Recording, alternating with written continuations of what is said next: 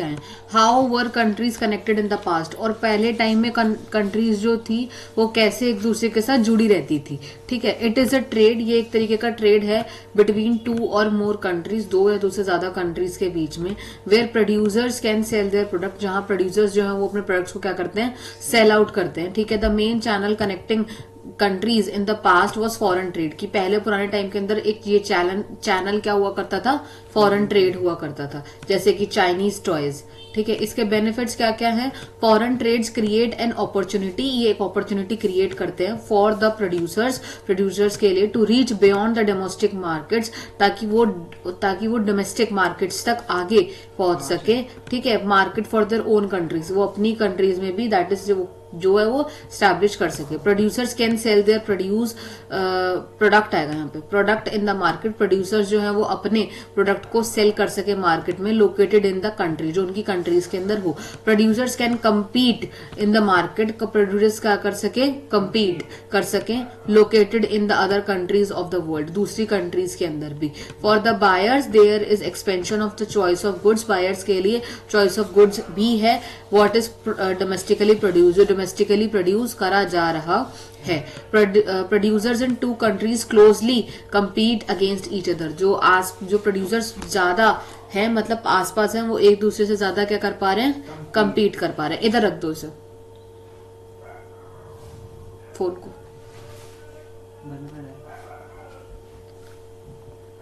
ठीक है। नेक्स्ट पे आते हैं कि ये अब हमें क्या क्या दिखा रहा है, ठीक है। Explain the effect of foreign trades through examples of Chinese toys in the Indian market, आपको ये बताना है, ठीक है। एक्सप्लेन करना है फॉरेन ट्रेड्स को एग्जांपल के साथ, जैसे इन्होंने क्या बताया, चाइनीज टॉयज कहां पर है, इंडियन मार्केट्स में है। Buyers in India have the options, इनके पास क्या है, ऑप्शंस है, of choosing between Indian and Chinese toy, कि उनको क्या चूज करना है, इंडियन टॉयज चूज करना है या फिर चाइनीज टॉयज यूज करने हैं। Because of the cheaper price, जितना हम चीपर प्राइस के हिसाब से देखें एंड न्यू डिजाइन के पीछे देखें, Chinese toys have become more popular, Chinese toys अब क्या हो चुके हैं, बहुत ज्यादा पॉपुलर हो चुके हैं इंडियन मार्केट्स के अंदर। विद इन अ ईयर के अंदर 70 to 80% of toy shops have replaced, क्या हो चुकी हैं, रिप्लेस्ड हो चुकी हैं Indian toys with the Chinese. अब इंडियन टॉयज के हटा करके अब क्या आ चुके हैं, चाइनीज टॉयज आ चुके हैं। Toys are now cheaper, toys क्या हो चुके हैं, सस्ते हो चुके हैं, चीपर हो चुके हैं, कहां पर, इंडियन मार्केट्स में, देन द अर्लियर, जैसे कि पहले हो रहे थे, मतलब पहले से ज्यादा अब यहाँ पर चीप हो चुके हैं। Chinese toys maker have been able to expand, Chinese toys के लिए क्या हो गया, ये उनका बिजनेस एक्सपैंड हो रहा है, बट इंडियन टॉय मार्केट जो है वो क्या कर रही है, अब लॉस कर रही है, सफर लॉस से हो रही है, ठीक है। व्हाट इज ग्लोबलाइजेशन, ये सिलेबस का आता है पॉइंट, ये पूछा जाता है तो करना है। What is the role of MNCs in the globalisation, it implies a greater foreign investment and greater foreign trade, यहाँ पर आपको क्या देखने को मिलेगा, एक बड़ी फॉरेन इन्वेस्टमेंट देखने को मिलेगी और एक बहुत अच्छी फॉरेन ट्रेड भी देखने को मिलेगी। तो हम ये कह सकते हैं एक ये क्या है, एक अच्छा रिलेशनशिप है किसके बीच में, इन्वेस्टमेंट और ट्रेड के बीच में। It means integration between the countries through the foreign trades and foreign investment by the MNC. तो ये क्या है बेसिकली, बताओ, एक ट्रेड और इन्वेस्टमेंट के बीच में एक गुड रिलेशनशिप, जो कौन स्टैब्लिश कर रहा है, एमएनसीज स्टैब्लिश कर रही हैं। It means integration our company with the world economy, इसका मतलब हमारी कंट्री या हमारी इकोनॉमी किसके साथ ट्रेड या फिर इन्वेस्ट कर रही है, वर्ल्ड की इकोनॉमी के साथ। अंडर द ग्लोबलाइजेशन एक कंट्री बिकम्स, जो बन सकती है economically interdependent at the global और इंटरनेशनल लेवल पर, ठीक है। इंटरडिपेंडेंट मतलब क्या होता है, आपस में उनको भी कुछ चाहिए और हमें भी कुछ चाहिए, ऐसे, ठीक है। For example many producers from outside country, बहुत सारे, can sell their goods and services in India. Similarly Indian goods भी कहां पर सोल्ड होती हैं, अब बाहर, ठीक है। Foreign countries can establish enterprises in the India, वो यहाँ पर आकर क्या करते हैं, कंपनीज को सेटअप करते हैं, और ऐसे ही इंडियन कंपनीज भी सेम बाहर जाकर सेटअप होती हैं। It allow movement of the worker, एक कंट्री से दूसरे कंट्री के अंदर अलाउ करता है। रोल ऑफ एमएनसी क्या है, foreign investment by MNCs has been rising, ये क्या है, बहुत तेजी से बढ़ रहा है। Foreign trade also increase, foreign trade भी बढ़ रहा है। एग्जाम्पल, फोर्ड्स मोटर इंडिया के अंदर प्रोड्यूस कर रही थी car for Indian market, as well as export कर रही थी दूसरी कंट्रीज के अंदर। ठीक है। Explain factors that enable globalisation, आपको ये बताना है कि कैसे कौन कौन से फैक्टर रहे हैं ग्लोबलाइजेशन के, ठीक है। पहला क्या है, ट्रांसपोर्टेशन टेक्नोलॉजी, ठीक है। दूसरा क्या है आपका, इंफॉर्मेशन एंड कम्युनिकेशन टेक्नोलॉजी। तीसरा है टेलीकम्युनिकेशन और इंटरनेट, ठीक है। तो हमारे पास ये 3 तरीके के हैं। अब हम देखेंगे ट्रांसपोर्ट एंड टेक्नोलॉजी में क्या है, the improvement in transport technology such as containers made much fastest delivery of across long distance at the lower cost. मतलब ट्रांसपोर्टेशन टेक्नोलॉजी में क्या काम हुआ है कि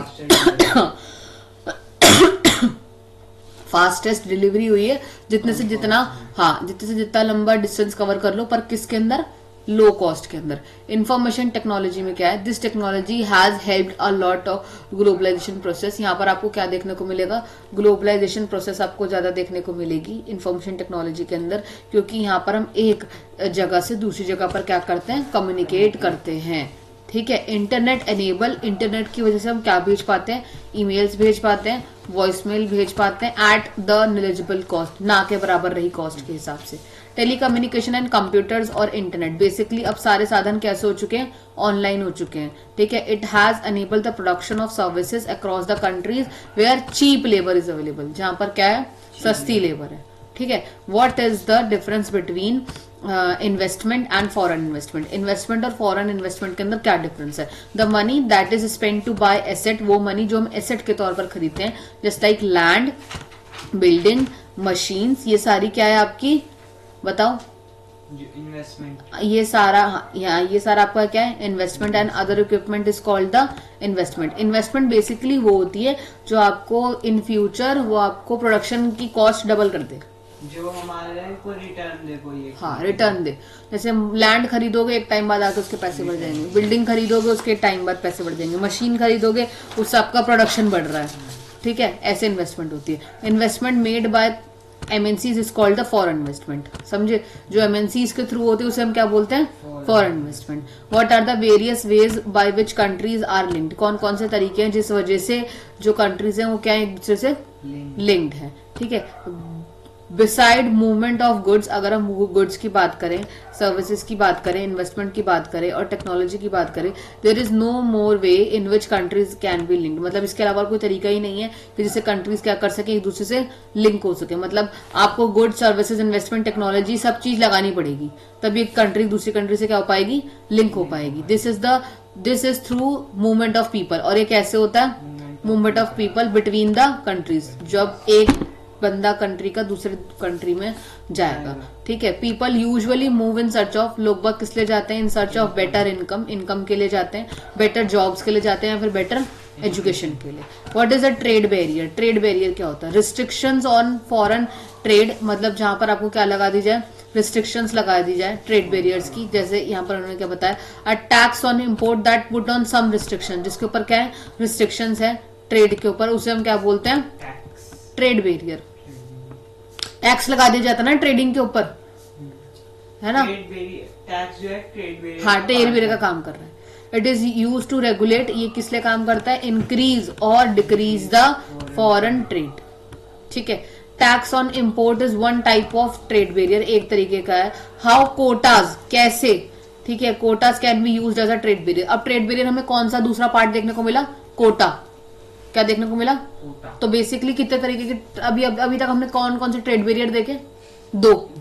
कौन से, एक हमने टैक्स वाला और एक कोटा देखा, ठीक है। कोटा देखते हैं हम, कोटा क्या होता है। In case of Chinese toys, अगर मैं चाइनीज टॉयज की बात करूं, quotas can be used as a trade barrier because, क्योंकि the government can put the restrictions on the numbers, क्योंकि गवर्नमेंट किसके ऊपर देखती है, नंबर्स के ऊपर रिस्ट्रिक्शन लगा देती है।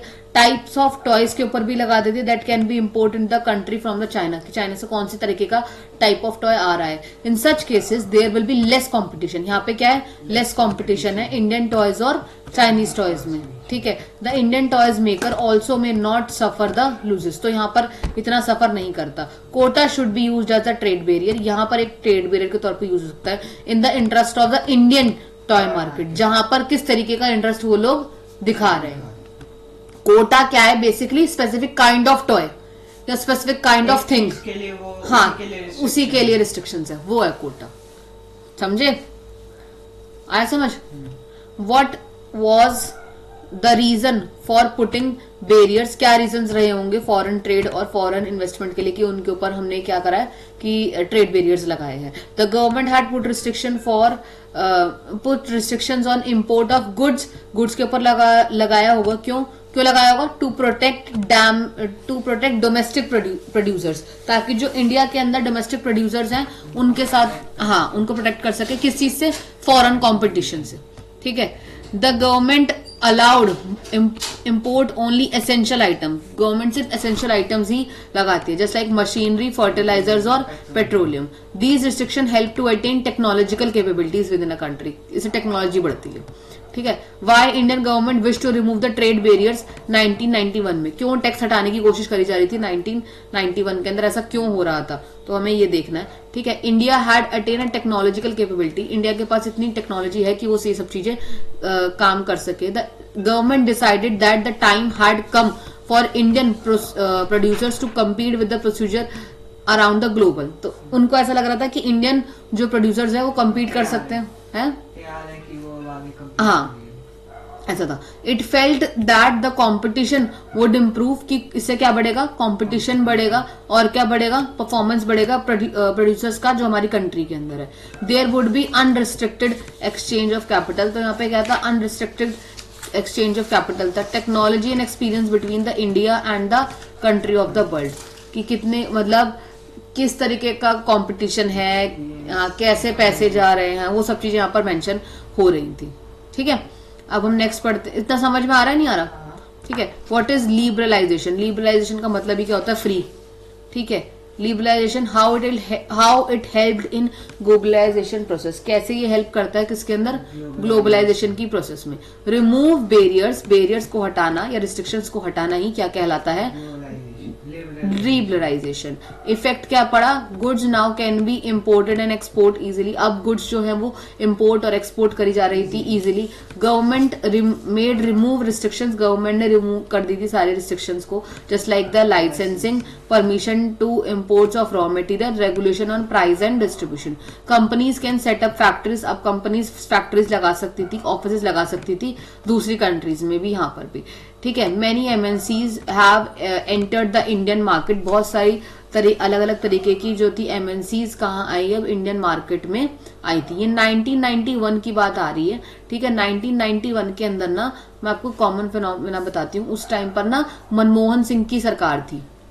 ठीक है. मनमोहन सिंह जो थे, हम उनकी सरकार थी. तो आप कहोगे कि ना 1990 के अंदर ना बेसिकली हमारे जो 1947 से हम लोग आजाद हुए थे, हम लोग 5 ईयर प्लान लेके चल रहे थे.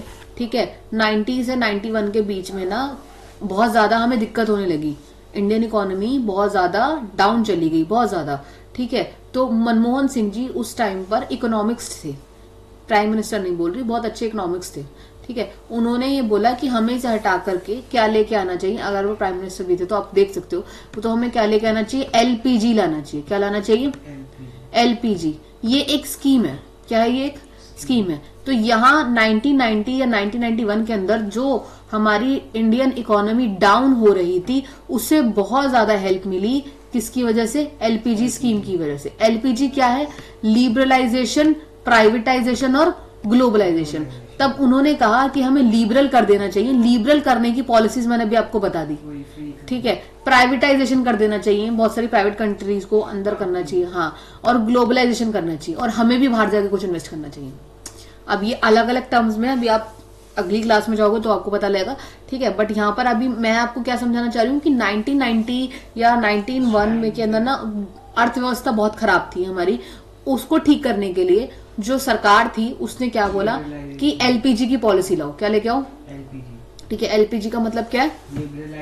प्राइवेटाइजेशन और ग्लोबलाइजेशन. तो अभी हम यहाँ पर क्या देख रहे थे कि कैसे लिबरल चीजें आ गई. आप इस चैप्टर में देख क्या रहे हो कि हम कैसे लिबरल हो रहे हैं, है ना? ये तो ऑब्जर्व कर पा रहे हैं. अगर आप ये चैप्टर ध्यान से पढ़ रहे हो तो आपको समझ में आ रहा होगा हम कैसे कैसे ग्रो कर रहे हैं, मार्केट कैसे एक्सपैंड कर रही है, हम कैसे दूसरी कंट्रीज के साथ कम्पीट कर रहे हैं, हमारे यहाँ पर क्या दिक्कत हो रही थी, हम उसे कैसे फेस कर रहे हैं, हमने उसे ठीक कैसे करा.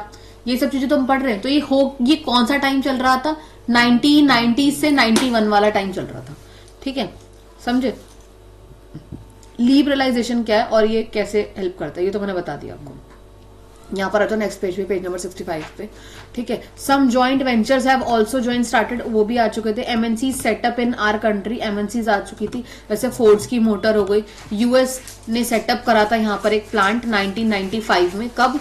चेन्नई में, ठीक है, फोर्ड मोटर्स का ही था। अब आप समझ रहे हो वो यहाँ पर क्यों आया, क्योंकि तब, हाँ, मार्केट 1995 में की बात बता रहा है ना ये इंडिया में, तो तब तक हमारे पास, उससे पहले हमारे पास क्या आ चुका था? एलपीजी आ चुकी थी, ठीक है। More and more countries are coming closer, और बहुत ज्यादा कंट्रीज जो थी वो बहुत ज्यादा पास आ रही थी, ठीक है, due to the liberalisation. What is WTO? WTO क्या है? World trade organisation. It was set up in 1995, the initiative of developed countries. किसके लिए था? Developed countries. इसका मेन एम क्या था? कि लिबरल इंटरनेशनल ट्रेड हो, कि इंटरनेशनल ट्रेड क्या हो? अच्छा हो, हाँ, ठीक है। हेडक्वार्टर कहाँ है इसका? जेनेवा, स्विट्जरलैंड, ठीक है, Geneva, Switzerland. WHO established ruling regarding international trade among, international trade देख रहा था, ये एक ओपन मार्केट था, uniform and non discriminatory manner, की किसी के साथ कोई भेदभाव नहीं होगा, जो एक कंट्री के लिए वो दूसरी कंट्री के लिए भी होगा। 2006 तक आते आते इसमें तकरीबन 150 कंट्रीज, 149 कंट्रीज जो थी वो यहाँ पर मेंबर बन चुकी थी। इसको प्रैक्टिस करा जा रहा था, नॉट सक्सीज, कि आप बिल्कुल तरक्की नहीं पालोगे, बट आपकी अर्थव्यवस्था ठीक हो जाएगी और सब लोग एक दूसरे पे क्या हो जाएंगे? ग्रो। सबकी कंट्रीज क्या चाह रही थी? ग्रोथ हो रही थी। क्योंकि अगर आप ध्यान से सोचोगे भी, 1947 इज द टाइम, ठीक है, जहां पर हम लोग क्या हुए थे? आजाद हुए थे। और अगर आप वर्ल्ड हिस्ट्री उठा के देखोगे तो हम लोग 1945 के अराउंड अगर आप देखोगे तो हम लोगों ने सेकेंड वर्ल्ड वॉर खत्म करी। सेकेंड वर्ल्ड वॉर का इम्पैक्ट अभी तक लोगों से नहीं गया था, क्योंकि अब उस टाइम पर आप देखते हो यूएसए जीत जाता है और हिरोशिमा नागासाकी पर बम फोड़ दिया जाता है ना। तो उसके बाद 2 साल बाद हमें क्या मिल जाती है? आजादी मिल जाती है। आजादी जब मिली, ब्रिटिशर्स जब यहाँ से गए, तो हमारी अर्थव्यवस्था ऑलरेडी बर्बाद थी। एक तो सारे राजा थे, राजाओं को एक साथ मनाना था, तो हमारे पास राशन और हमारी इंडियन इकोनॉमी, गरीबी, ये सारे मुद्दे जुड़े हुए थे। तो फर्स्ट से सेकंड 5 ईयर प्लान अगर आप देखोगे भी, 45 से, या हम लोग 47 में आजाद हो जाते हैं, 47, अगर आप 47 भी लगा रहे हो, ठीक है, 47, 48, 49, 50, 51 तक का एक 5 ईयर प्लान चला, जिसके अंदर पहला फोकस किसको दिखाया गया? एग्रीकल्चर को दिखाया गया। 51, 52, 53, 54, 55, 55 के अंदर दूसरा फोकस दिखाया गया टेक्नोलॉजी वाले सेक्शन के अंदर, ठीक है। फिर 55 तक आ गए, 56, 57, 58, ऐसे करके ना हमारे बहुत सारे 5 ईयर प्लान चले। पर हम तब तक देखते हैं कि हमने 5 साल के ही क्यों चले? मुद्दा ये उठता है क्योंकि हर सरकार कितने टाइम तक चलती है? 5 साल। पीएम के इलेक्शन कब होते हैं? 5 साल। इसीलिए सारी गवर्नमेंट कब तक चल रही है? 5 साल। ये है 5 साल के पीछे का फंडा। समझ में आ रही है? बेसिक लॉजिक समझ में आ रहे हैं? ऐसा तो नहीं है कि ऊपर से जा रहा है। अगर तेरे को नहीं समझ में आ रहा तो मुझसे पूछ। और उस टाइम पर वर्ल्ड की ऐसी स्थिति थी, वर्ल्ड की सभी कंट्रीज की, क्योंकि सब लोग वर्ल्ड वॉर के अंदर आसपास थे, सब लोग इफेक्टेड थे। तो तब उस टाइम पर WTO आता है। अभी हमने देखा ना कब आया ये? 1995 में। जरूरत थी उसकी, हाँ, ताकि इक्वलाइज हो जाए। हाँ, समझ रहे हो? ये बन पहले क्या था? ये बाद में? नहीं, बाद में बना था, सॉरी, बाद में बना 95 के अंदर। और हम यहाँ क्या देखते हैं? हम कब आजाद हुए? 47 में, है ना। तो हम यहाँ पर क्या देख रहे हैं कि इतना सफरेंस के बाद सभी सारी कंट्रीज थी कि एक गोल मोटो करा गया। इससे पहले ना और भी थी, WTO से पहले एक और ऐसी संस्था बनाई गई थी। अब पॉलिटिकली अब आप इसमें इतना बता नहीं सकती मैं, ठीक है, अभी जब होगा कंटेंट तब बताऊंगी। तब और भी ऑर्गेनाइजेशन काम कर रही थी। WTO बहुत बाद में आया और जो अब तक चल रहा है। हाँ, इससे पहले कुछ और था, ठीक है। तो आप देखोगे कि उसमें क्या ही बोला गया कि आप लोग को एक साथ क्या करना है? मिलके काम करना है, सबको ग्रो करना है। ये तब हुआ है, तो किसी एक की तरक्की के लिए नहीं करा गया, सबके लिए बोला गया, ठीक है। विद लिबरलाइजेशन, किसके साथ? लिबरल होना है, फॉरेन ट्रेड और फॉरेन इन्वेस्टमेंट के साथ, ठीक है। It is necessary to have an institution, की जरूरी हो गया था कि एक इंस्टीट्यूशन, इंटरनेशनल ऑर्गेनाइजेशन बनाई जाए ताकि सभी कंट्रीज को क्या करा जा सके? सुपरवाइज कर सके। It sees all the countries in the world liberal these policies, की सभी कंट्रीज क्या रहे? लिबरल रहे। इट अलाउ फ्री ट्रेड, ये फ्री ट्रेड कर दिया गया, ठीक है, फॉर ऑल, सभी के लिए, in developing and developed countries, developing और डेवलप्ड कंट्रीज के लिए। It implement rule for trade, यहाँ पर क्या बोला गया, रूल को इम्प्लीमेंट करा गया सभी कंट्रीज के लिए। WTO looks after to make globalisation, ठीक है, तब हम देखते हैं WTO ने ग्लोबलाइजेशन को देखा और सभी के लिए क्या बोला कि सब कुछ क्या रहना चाहिए, फेयर रहना चाहिए। क्या रहना चाहिए, फेयर रहना चाहिए, ठीक है। Why do developed countries want developing countries to liberalise, क्यों डेवलप्ड कंट्रीज जो डेवलप कर चुकी हैं वो चाहती थी कि डेवलपिंग कंट्रीज मतलब हाँ लिबरलाइज हो जाए, ट्रेड हो जाए, इन्वेस्टमेंट हो जाए। पहला तो उनका खुद का फायदा, लेबर कम पड़ती है और मार्केट भी मिलती है। दूसरा जो एनवायरमेंट की ऐसी तैसी ये लोग मार चुके थे, है ना, सेम पिच पर सब चीजें हो रही है ना। जो कंट्री ऑलरेडी, कुछ कंट्रीज जो हैं आप देखोगे वो नुकसान कर चुकी हैं, एनवायरमेंट खराब सत्यानाश कर चुकी हैं, ठीक है, तो अब वो दूसरा कहीं ना कहीं एंगेज करते करते करते करते हम वहां सामान पहुंचाएंगे, हम उनके ऊपर ब्लेमिंग करेंगे। इन्वायरमेंट भी पंगा था इस बीच में, ठीक है। What should developing countries demand in return, क्या चाह रही थी, ठीक है, डेवलप्ड कंट्रीज चाह रही थी कि डेवलपिंग कंट्रीज को आगे बढ़ाया जाए, तो डेवलपिंग कंट्रीज की क्या डिमांड रही रिटर्न में, ये क्वेश्चन है ये, ठीक है।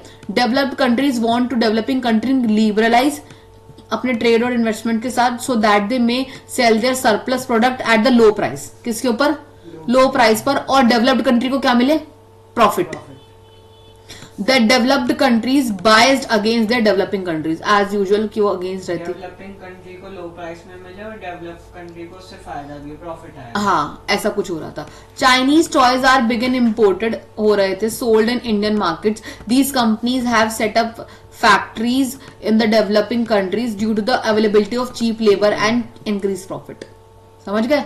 एग्रीकल्चर सेक्टर ऐसे एग्जाम्पल है किसके अंदर, यूएसए में, ठीक है। In return developing country should demanded the fair trade practices, कि उन्हें ट्रेड अच्छे से करने दिया जाना चाहिए, कि एक तो गरीब धीरे धीरे करके आगे बढ़ रहे हैं तो हमें कम से कम उतने पैसे तो दे दो, वो वाली बात है, ठीक है। They should stop giving subsidies, उनकी सब्सिडीज को क्या है वो रोकना चाहिए था, वो बोलूं दे शुड स्टॉप, रोकना चाहिए, ठीक है, to their agriculture sector. Trade barriers put unfairly should be remove, कि जो अनफेयर ट्रेड बैरियर जैसे कोटा और क्या था, टैक्स था, वो अनफेयर था, उसे क्या कर दिया जाए, हटा दिया जाए, ठीक है। The impact of globalisation has not been uniform, ये बिल्कुल यूनिफॉर्म नहीं रहा, एक जैसा नहीं रहा, ठीक है। या फिर आपको बताना है क्या इफेक्ट रहे आपके ग्लोबलाइजेशन के, तो एक पॉजिटिव रहे और एक क्या रहे, नेगेटिव रहे, ठीक है। तो अब हम पहले पॉजिटिव पढ़ेंगे, फिर हम पढ़ेंगे इसके negative effect, and I think this chapter is last.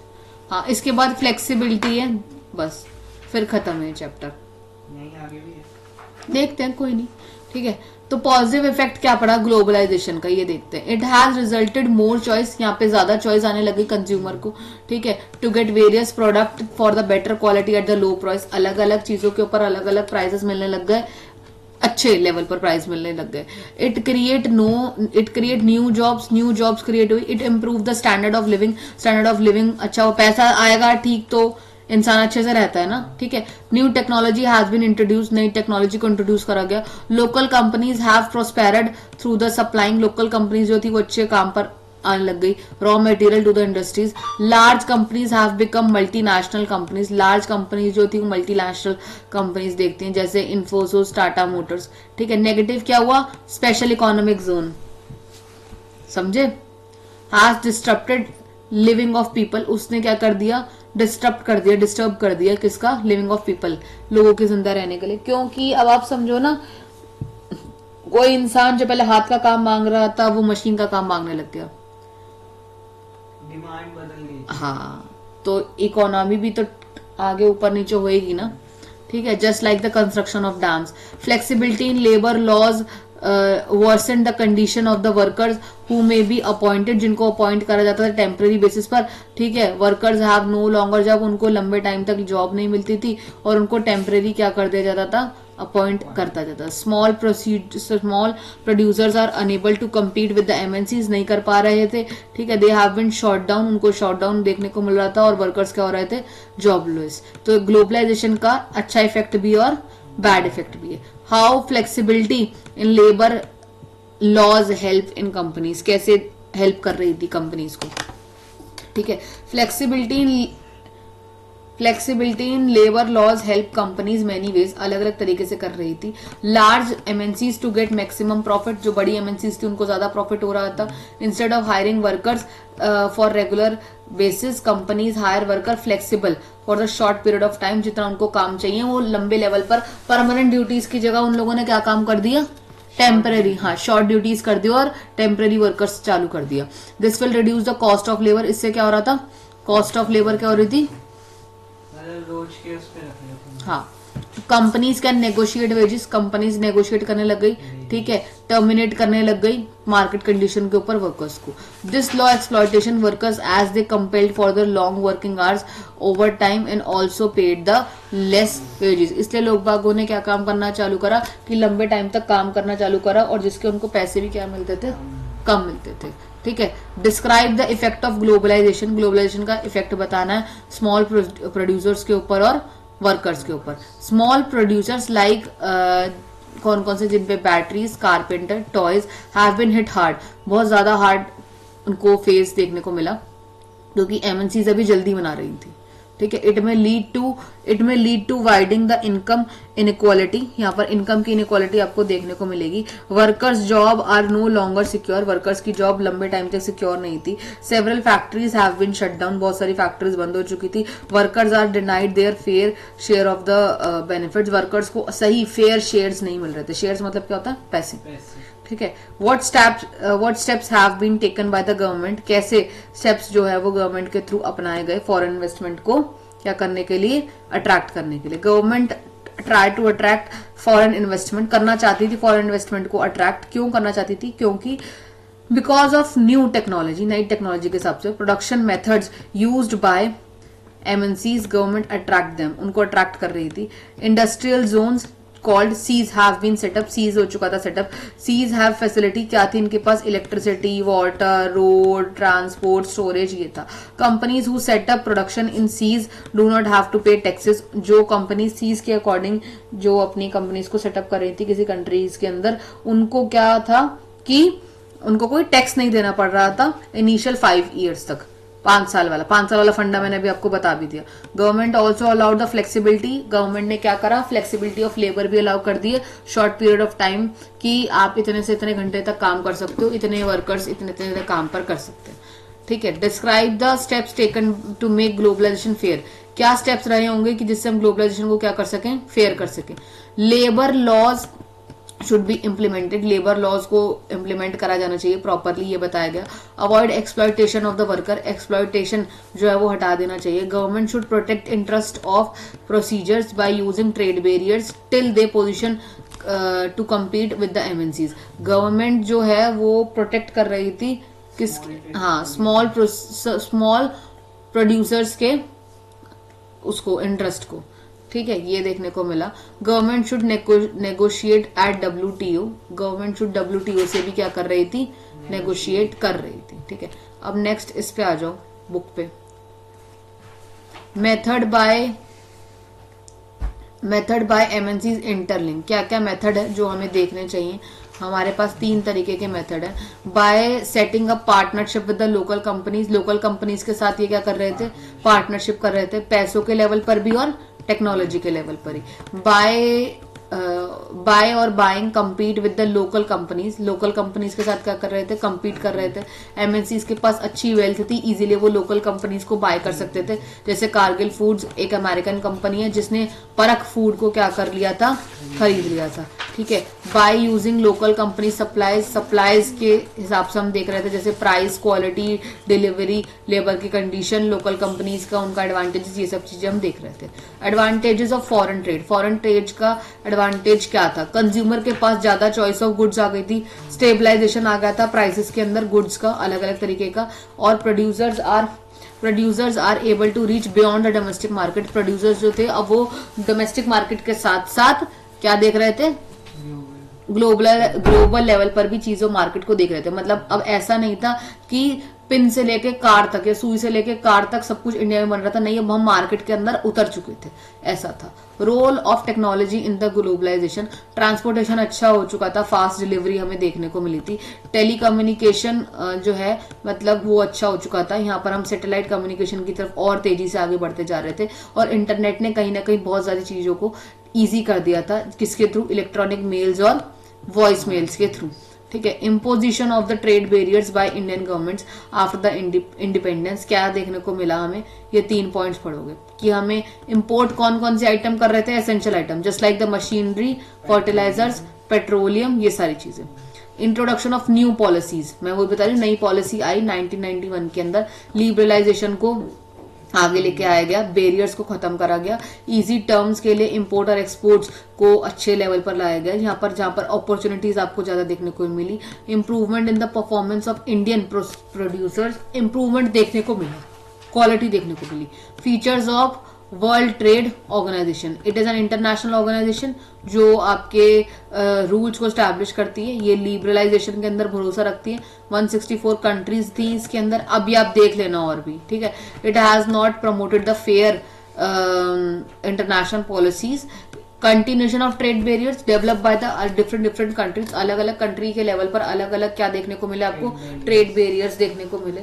Enforcing the developing countries to remove trade barriers, की बेसिकली ट्रेड बैरियर्स को क्या कर दिया जाए, हटा दिया जाए। इम्पैक्ट क्या पड़ा ग्लोबलाइजेशन का, ये आता है क्वेश्चन, फेवरेट क्वेश्चन है ये, ठीक है। क्या पड़ा, स्टैंडर्ड लिविंग बढ़ गई, ठीक है, प्रोस्पेरिटी हो गई इंडिया के अंदर, और अच्छी चीजें हो गई, जॉब अपॉर्चुनिटीज ज्यादा आ गई ना, देखो लिखा था more job opportunity, prosperity of the company, raw material अच्छा देखने को मिलने लग गया इंडिया के अंदर, increase the production of standard top Indians, investment होने लग गई न्यू टेक्नोलॉजीज का, और इम्प्रूवमेंट हो गया प्रोडक्शन प्रोसेस का।